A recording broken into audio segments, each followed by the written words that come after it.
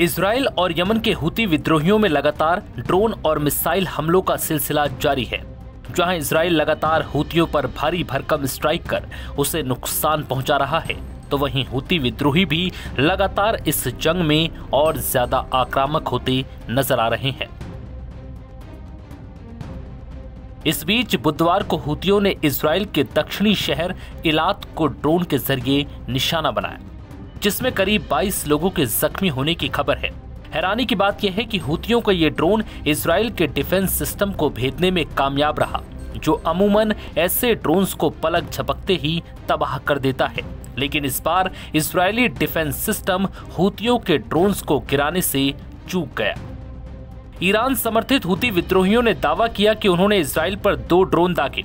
Israel की सेना ने बताया कि उन्होंने ड्रोन को रोकने की कोशिश की, लेकिन वो नाकामयाब रहे।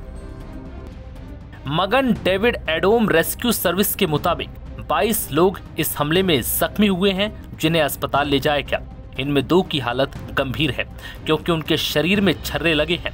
इजराइल के रक्षा मंत्री इजराइल काट्ज ने सोशल मीडिया प्लेटफॉर्म एक्स पर चेतावनी दी कि जो कोई भी इजराइल को नुकसान पहुंचाएगा, उसे 7 गुना ज्यादा नुकसान झेलना पड़ेगा। हुती पहले भी इजराइल पर ड्रोन और मिसाइल हमले कर चुके हैं, लेकिन ज्यादातर हमले नाकाम रहे या खाली इलाकों में गिरे। हालांकि इजराइल भी लगातार गाजा पट्टी में कहर बरपा रहा है। गाजा पट्टी में इजरायली हमलों में कम से कम 41 फिलिस्तीनी मारे गए हैं, जिनमें महिलाएं और बच्चे शामिल हैं। हुती विद्रोहियों का कहना है कि ये हमले फिलिस्तीनी लोगों के समर्थन में हैं।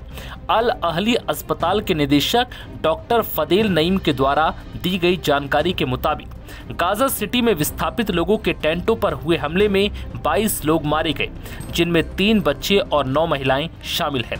इजरायली सेना का कहना है कि उन्होंने हमास के 2 लड़ाकों को निशाना बनाया और नागरिकों को नुकसान न हो, इसके लिए सटीक हथियारों का इस्तेमाल किया। अल अवदा अस्पताल ने पुष्टि की कि केंद्रीय गाजा के नुसेरात रिफ्यूजी कैंप में एक और हमले में 12 लोग मारे गए और 18 जख्मी हैं। इजराइल के कब्जे वाले वेस्ट बैंक से भी हिंसा की खबरें सामने आई। उत्तरी शहर जेनिन के पास इजरायली सेना ने 24 साल के एक फिलिस्तीनी को गोली मार दी। सेना का कहना है कि उसने सैनिकों पर विस्फोटक फेंका था। बता दें कि गाजा में ये जंग 7 अक्टूबर 2023 को तब शुरू हुई, जब हमास के नेतृत्व में लड़ाकों ने इजराइल पर हमला करके 1200 लोगों को मार डाला और 251 लोग बंधक बना लिए गए।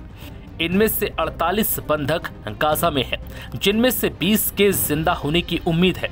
इजराइल की जवाबी कार्रवाई में गाजा में 65,000 से ज्यादा लोग मारे गए हैं। यह आंकड़ा गाजा स्वास्थ्य मंत्रालय का है, जिसे संयुक्त राष्ट्र और स्वतंत्र विशेषज्ञ विश्वसनीय मानते हैं। इस महीने की शुरुआत में इजराइल ने गाजा सिटी में एक बड़ा सैन्य अभियान शुरू किया, जहां विशेषज्ञों के मुताबिक भूखमरी की स्थिति है।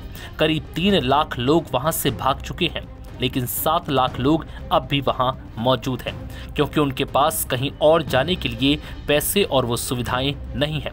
लेकिन अब भी गाजा में इजराइल का हमास के खिलाफ ऑपरेशन जारी है। नव भारत टाइम्स की रिपोर्ट।